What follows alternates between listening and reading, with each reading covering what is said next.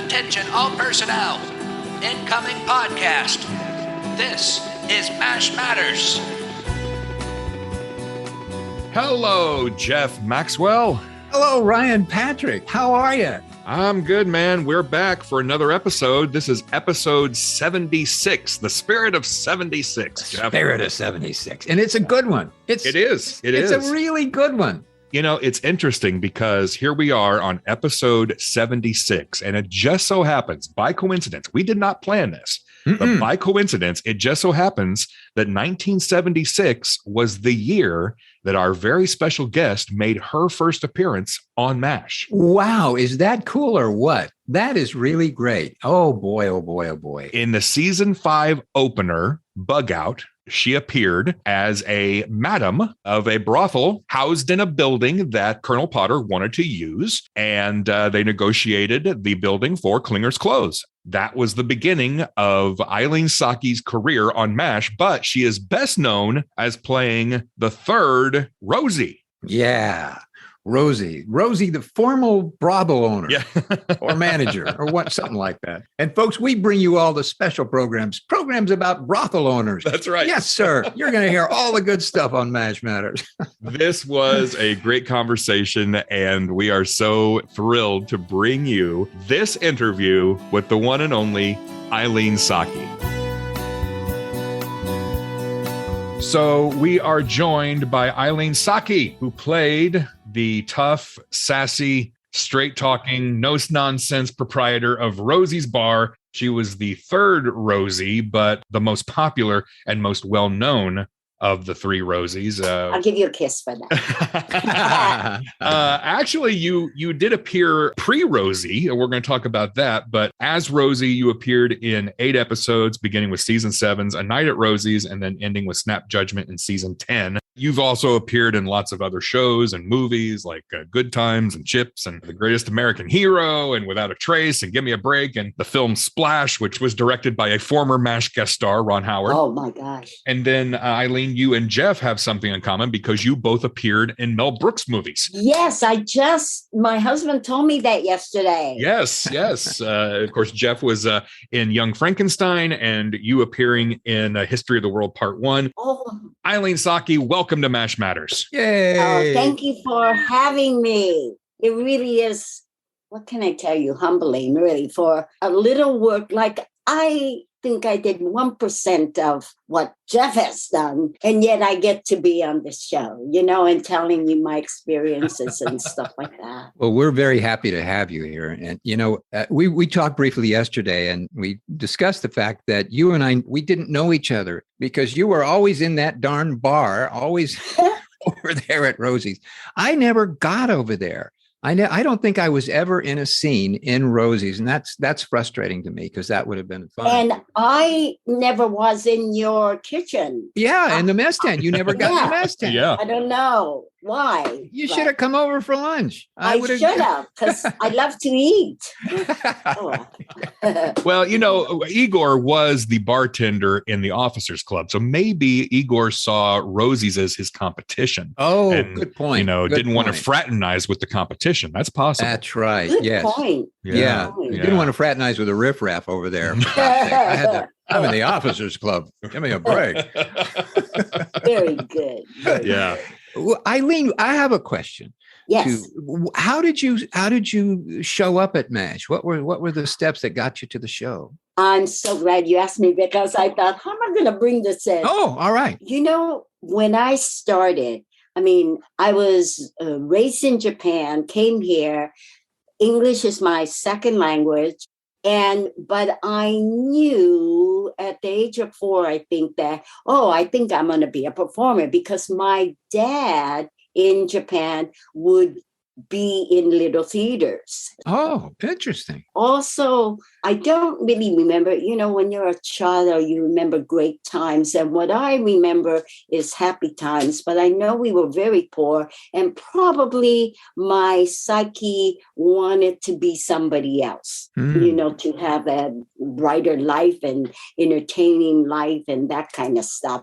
But I did not know anybody. I wanted to be a singer and dancer first. So my dad was really, really nice. He would send me to dancing schools and singing schools. And, he was a gardener and he would save some money and he would give me money on the side to get my lessons. But anyway, that's beside the point. In the days when I started, you know how they say, well, you can't, unless you have a union card, you can't be in it. Well, how are you going to get a union card? If you don't have it, you can't be in anything.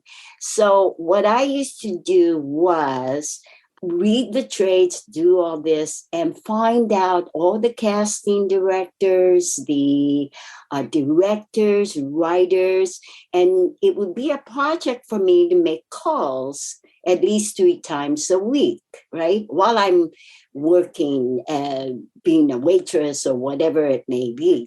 And through that, and I want to talk to you about this because I heard your interview with Burt Metcalf last night as I was walking. And I'm going to have tears because he really, for me, was my mentor. I would phone him maybe every 3 months or something like that. And in those days, you could sneak in to the studios, you just sort of sneak in. And I would maybe once every 6 months knock at his office door. And forgive me, I loved his secretary and I forget her name. And I wish I could go and find out her name. I'll tell you her name. I just talked to her. Her name is Karen Lieberman. Yes, Karen. Yeah. She was so sweet. She would take my phone calls, tell Bert that I called. I mean, this went on for maybe a year. He then hired me, he called me in and hired me for that first prostitute. I got a prostitute. Yes. Yes, you were the madam in the season 5, episode 1, Bug Out. Yes. And oh my God. I had to go to Malibu at 6 o'clock in the morning. It was so cold. Yeah, it was, wasn't it? Charlie Dubin, I believe he was the director. So sweet. He would give me his jacket and put it over me. And anyway, get back to Burt Metcalf. After that shooting, I would call him every 3 months and he would pick up my phone. Is there anything? Is there anything? I believe then a year and a half or somewhat later, he had his casting person, Robinson, was it? Yes. I can't remember the first. Yes, Robinson. But, Robinson and Associates, I believe, something like that. Yes. And I had for me to come in. He had asked them to. And then when Joyce, I believe, Joyce Robinson. You're right. Oh my gosh. Good memory. Back. All right, Eileen. Joyce. Yes. Things are back here. And I remember she saying, "No, I think you're too young." And I said, "No, I think I was asked, so may I?" And she let me. And if I remember correctly, it was for one was a thing for Rosie, and then there was another part, and I went in there and I read the Rosie part, and then I asked if I could read the other part too, and they let me do that. And then they called me, and then I got Rosie. I have to tell you 2 things. It could be because I was the least expensive person to get, right? That's one. Well, they do call it show business. So that is, that is a part of the world. Yes. Yeah. So it could be that. And the other part I have to say is Burt Metcalf was the director, and Ken Levine and David Isaac were the writers. I have to tell you, it was written so well. It just gave you Rosie. I didn't have to really work on it. All I did was I just remember going to a laundromat, Korean laundromat, where the head lady was so and I just based my character on the way that Rosie was written. It was really written very well. I have never read a script like that until maybe about 10 years later, just recent. 10 years is recent to me. Phil Rosenthal had written a pilot, and I was able to read for that part. I didn't get it, but you could tell how well written it was. I'm amazed hearing this. I didn't know anything about this, and I had no idea how you became Rosie. Oh, but it's a remarkable story. Listening to how personal this all was, that you used your own sort of discipline and your own creativity and entrepreneurship to call these people up and do that. That, people ask me, well, how do you get started in show business? How do you become an actor? How do you get a job? Well, you're telling everywhere, you're telling the world right now how to get a job. You pick up the phone and you start calling people and you start doing things, because nobody's going to come into your house and say, hey, would you like to be on television? That doesn't happen regularly. You got to go out and do it. And here you are as a little girl, you took dance lessons and singing lessons, and now here you're in the big hotshot show business world, and you figured it out and you became a wonderful character on an iconic television show. I applaud you, and I urge everybody to listen to that. Anybody who's interested to be in show business, hear this woman say how to do it, because you just gave the key away. and the fact that your personality and your talent and your ability shone through to those people who made themselves available to you, because that's hard. There are gatekeepers in Los Angeles show business, and how you were able to get past the gatekeepers, get Burt Metcalf on the phone and charm him and get these auditions is a wonderful thing. But that sort of sets the tone for why Burt Metcalf is such a cool guy and why MASH had such good humanity, because these were human beings who were doing this business. That's what sort of enabled you to do it. I'm babbling now. I'll shut up in a minute and let you talk. But I applaud your efforts. I admire you, what you did, and I love hearing that story. Well, you sort of make me cry. My wife says that to me all the time, so I'm sorry about that. He's very good at that. Well, it's really touching to get feedback on that. And I have to say that Bert, I tell you, he was also a straight shooter. On our first day of shooting, or it was the second day, I believe, I would be sitting and he came and talked to me and he said, you got something that cannot be given, which is timing, comic timing, which I thought, but he said, but one thing you need to work on is discipline. Mm-hmm. And I heard that and I knew exactly what he was saying. I have tremendous faith, tremendous guts, but I knew I needed to have what now they call craft. I knew that. And that's why I say he was so sweet and gentle, but he was really straight also. And I'll tell you, in that first episode, I had to learn.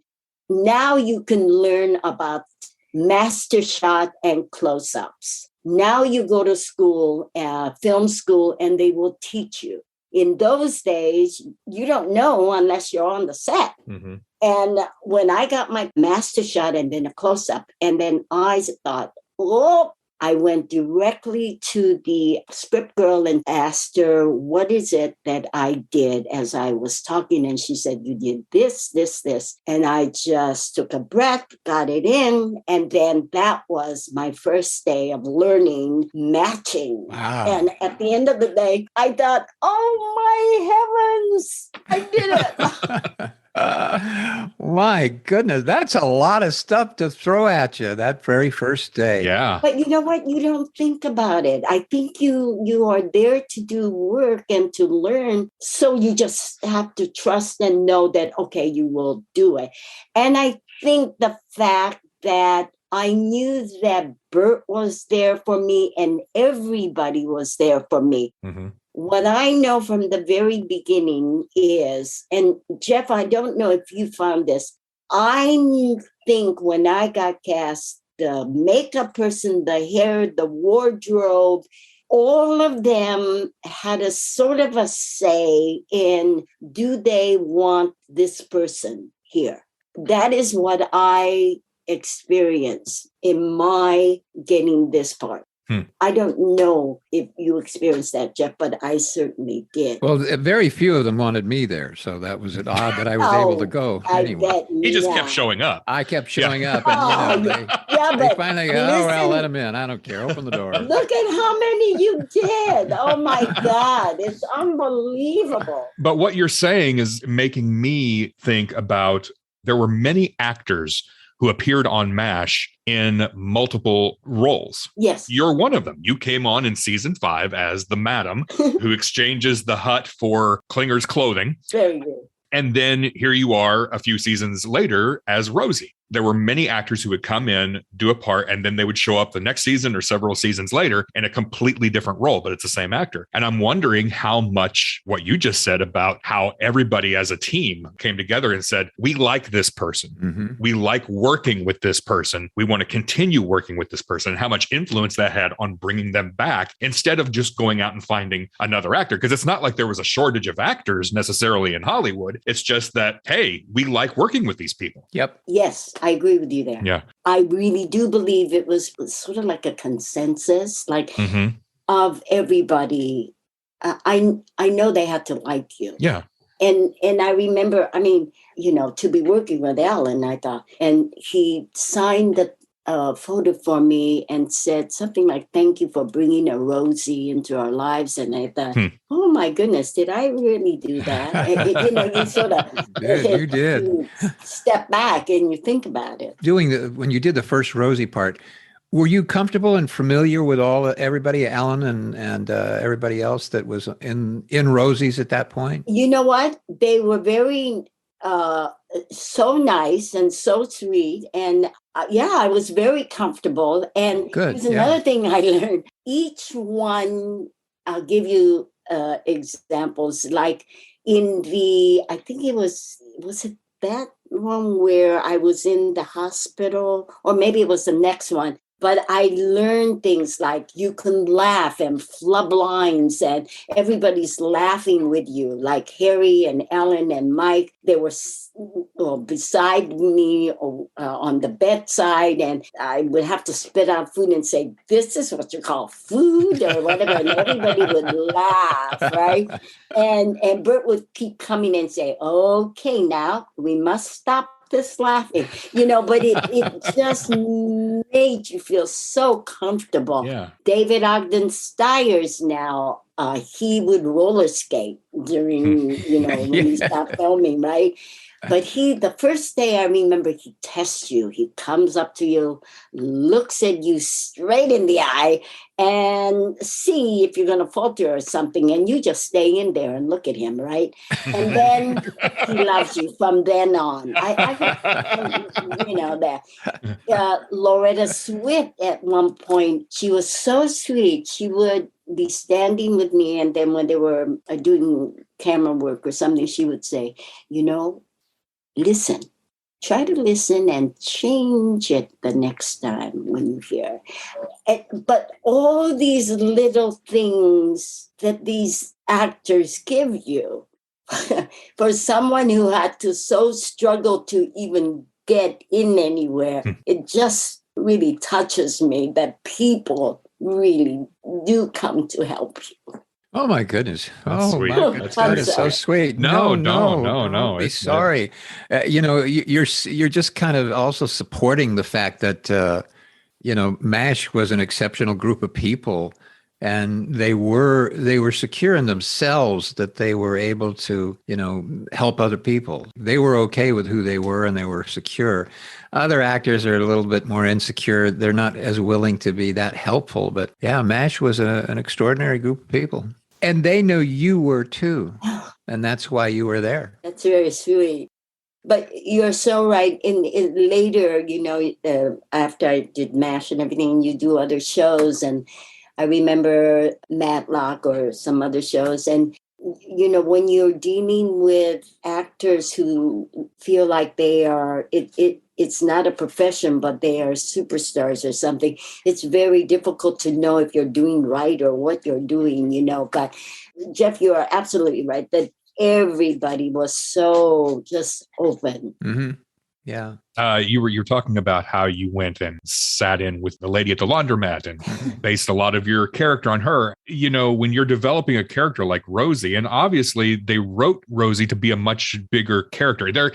Rosie had appeared in a few episodes prior with other actresses. Yes. And she was a character, but she didn't necessarily have personality. Now, all of a sudden, Rosie has personality. I wonder how much of that was on the page. How much did you bring? And how much of Eileen is in Rosie? I think it's a combination of what I observed of the ladies, even at restaurants, Chinese restaurants, Asian women who really have taken over. I mean, they are the boss. Yeah. I think there's a part of me that is, there's some parts that are so playful. When there's a scene where she plays with Klinger, about I need some more money. You need to give me some more money. Yes. That part, it's just fantasy. I mean, how fun it is to be playful like that. Yeah. I wish I could do that in real life. So you do that when you can, And the way she plays with, like David Ogden Stiers, I mean, who goes directly to him and talks to him like that? She's not afraid of him. Yeah. Well, Rosie was very much of a modern woman, really. She was a powerful character there and a powerful woman. I mean, she was the boss, like you said. Yeah. I remember I was in Korea because I did USO tours. Oh. I was in Korea, and we would walk down. They would take us on little tours around the local villages and things. And the bars that were there were quite rambunctious, and they were quite well known for a lot of things that went on in there. And a lot of them were, quote, brothels. They were bars / brothels and just hangouts for the people who were close from the base. It wasn't supported. Nobody, encouraged them to be brothels, but they kind of turned out to be that way. Interesting. And there were people like Rosie that ran them. I mean, that's what they did. So there you go, brothels and prostitutes. I mean, I know, right? What a life, huh? Your life. Oh my gosh! While you're talking, you had said at the beginning that you were also in Jeff in History of the World. No, Young Frankenstein. I actually had a scene in Young Frankenstein that was actually cut out, but there is still remnants of me left in a shot that's very people pick out all the time, and I don't quite know why, but they do, because I don't say anything in that particular scene. But that was Young Frankenstein. Oh, okay. I thought History of the World also, but here's how I met Mel Brooks. Going to show you how nice and decent people could be as Burt Metcalf. After I finished, I think an episode, I passed Mel Brooks' office and I thought, okay, take a breath, knock at the door and see if he's in. I knocked and come in. I went in and he was so sweet. And I said, I just finished shooting something. Do you have anything for me? Wow.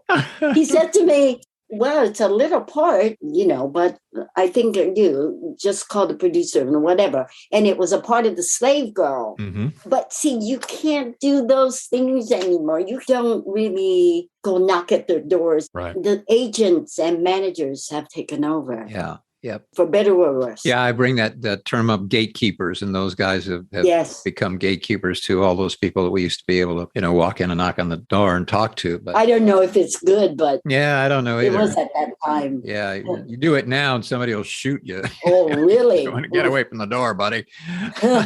Yeah. Do you have a favorite moment from MASH or favorite actor moment that you can remember that really sticks out? I ask this because people ask that of me, and it's hard to, forgive me for asking. It's hard to think of them because so many of them that were so terrific. It's hard to kind of isolate something. I'll tell you a couple of things now that, I bring this up because I just saw Jamie Farr. Not just, about maybe 6 years ago, maybe 5. He was talking at the showing of a Buster Keaton, the general in the Valley. And it was so good to see him. I mean, he talked, and then after the show, I saw him and he hugged me and all this. And he was such a fun person to work with. But I also think of Harry Morgan. You know, he was such a sweetie. And what I can tell you is that everybody took such care of him. I mean, you could just tell how helpful they were to him and how they were always watching over him. I really enjoyed everything, even I think I was at the end when Radar was almost ending. Even he was a delight, even though I could tell that he was not very happy. Interesting. Did I answer that? I don't know. We know you did. And certainly we're all human beings, and everybody on the set was a human being. And a few of them weren't, but most of them were. Yeah. We all have our problems and all have things that affect our lives. And he was going through some things that did certainly affect him. But yeah, you are so perceptive. You're a terrific person and terrific actress. You really are. Your perception and insight into things are really wonderful. It's so nice to meet you after all these years. I know. I wish I could. I wish I could have hung out in that bar. Well, we have to all go out and have a lunch or dinner or something. Yeah, sure. Eileen, do you still hear from fans of the show? Yes. I have to tell you, it is such a humbling experience, to get letters. 28 years ago, I was in Toronto for the Hall of Fame hockey opening, and I wake up in the morning in a hotel room and go down for coffee with my sunglasses, and one of the workers says, "You're Rosie, aren't you?" When I said good morning, and I said, what? And he said, "Oh, I recognize your voice." And I said, "Oh, all right." And then just recently, I did a commercial with this spokesperson they hired in Georgia. Really a nice guy and very professional. And we do our thing, and he would do it. And he was just really a professional. At the end of that, he would all of a sudden change, become so soft and say, "Oh my God, my dad and I, we watched so many MASHs, and oh my God, would you take a photo with me so I can send it to him?" I mean, it just touched my heart. And especially with this pandemic, I got so many fan letters. It really makes you think, my goodness, that we had an impact on people's happiness when we were really just doing our work. Gee, Ryan, have I said that a few times? Maybe once or twice. Yeah. Yeah, I see it because Ryan is a great fan of the show and sort of watched it as a viewer.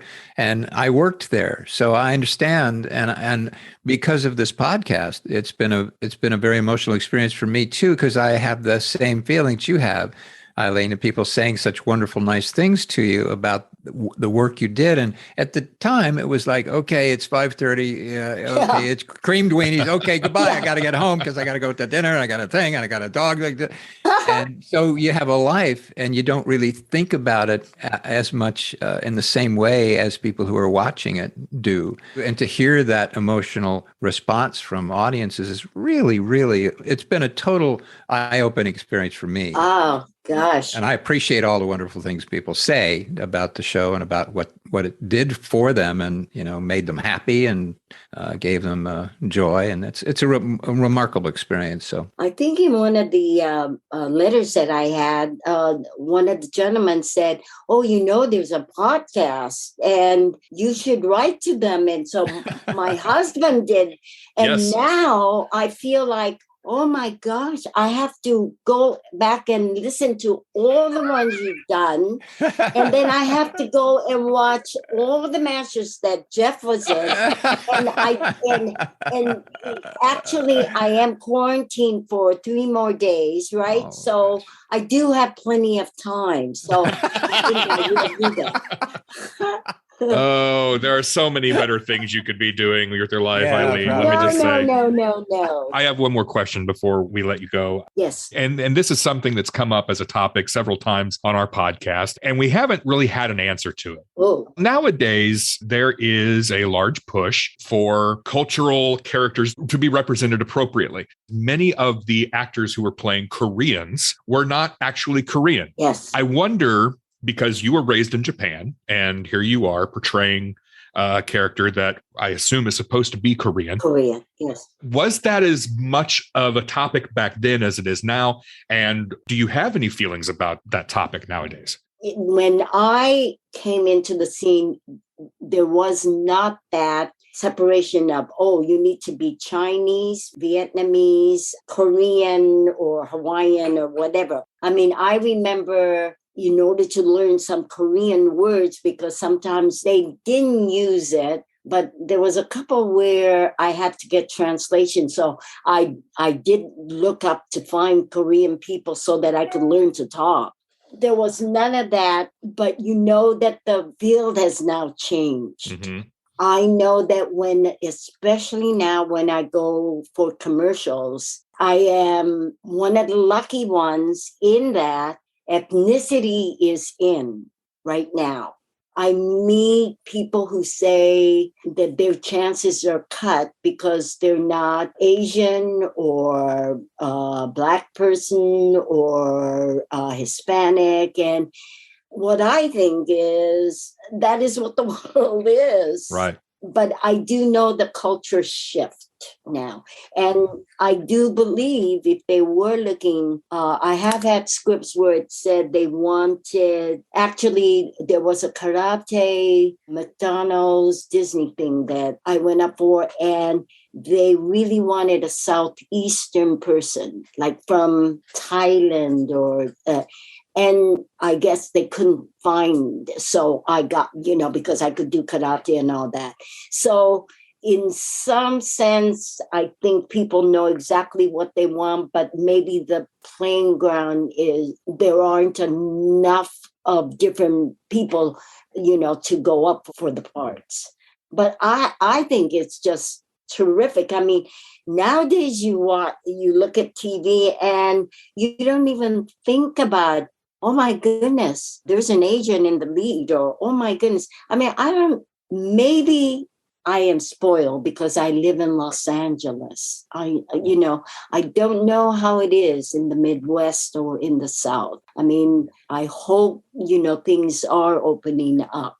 I hope that answers your question. Yes, it does. Thank you. Yes. So you audition for things currently, right? I mean, we spoke yesterday briefly and you had to go because you were off to do an audition. Yeah, I you know what? I love to still dance and act but I love really to sing and I love commercials because I don't have to memorize scripts. My memorization is getting, it's just that commercial, you can go and you could do whatever it is you want. And I have the freedom to sing or dance or eat. I would love to get more eating parts because I love to eat.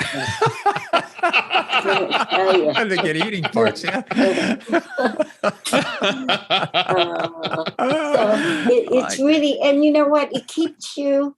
There are people who say to me, "Oh, they're bored in this, this time and everything." I tell you, getting auditions on Zoom, online, it takes a couple of times to know that because in person is always so much better. But you learn to do it at home. You don't have to go traveling. I don't have to go to Burbank. I could do it at home. And it's just something that you could use your muscles, keep your muscles going. I went to UCB to learn more improv.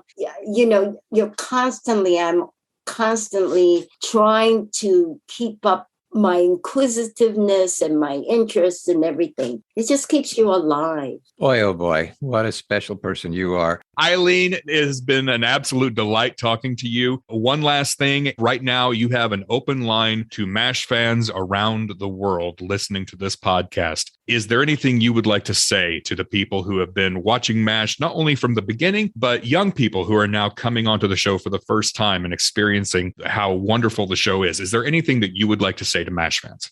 For the people who started out at the beginning, I am so thankful. For all the newcomers, my God, if you could just get into the stories, get interested in the characters, you'll learn so much and laugh at the same time. That's all. I mean, really, isn't that what life is about? Yeah. Wonderful. Yeah. We need that right now. Yeah. Right now. Yes. Thank you so much, both of you. Oh. This was such a pleasure. And we're so grateful your father took that change out and got you dancing and singing lessons. Thank you for remembering. Thank you to your husband, Bob, for reaching out to us. And he's right there. Well, hi, Bob. You're doing a darn good job. You've been pretty good today, Bob. He's smiling. Good. All right. Thank you. Eileen, we'll my people will call yours. We'll do lunch sometime. Oh, please. Oh, please. I can't wait. We'll have a good time. All right. Thank you, Eileen. Well, wasn't she just a big freaking ray of sunshine? She was. She was.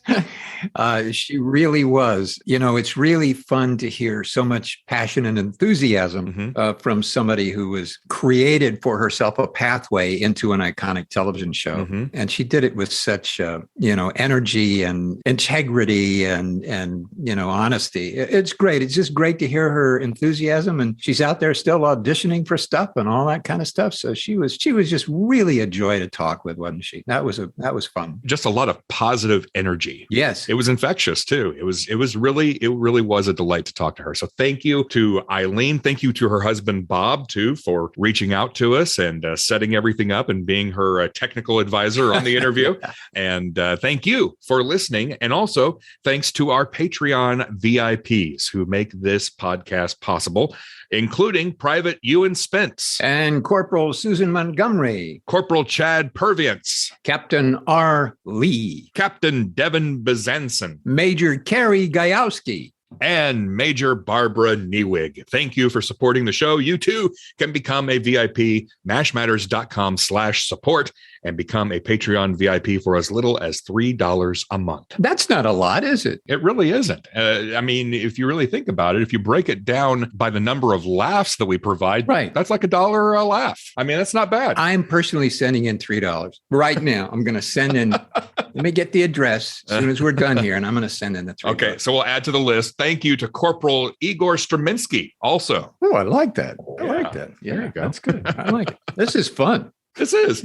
You can reach out to us, mashmatters.com. You can find us on all the social medias. You can listen to the show on all your favorite podcast players and on YouTube. You can also call and leave us a voicemail under 3 minutes and linked at 513-436-4077. So that's it. Episode 76 in the books. Thank you, Jeff. Thank you, Eileen. Thank you, Bob. And thanks, everybody, for listening. And until next time, here's looking up your old address.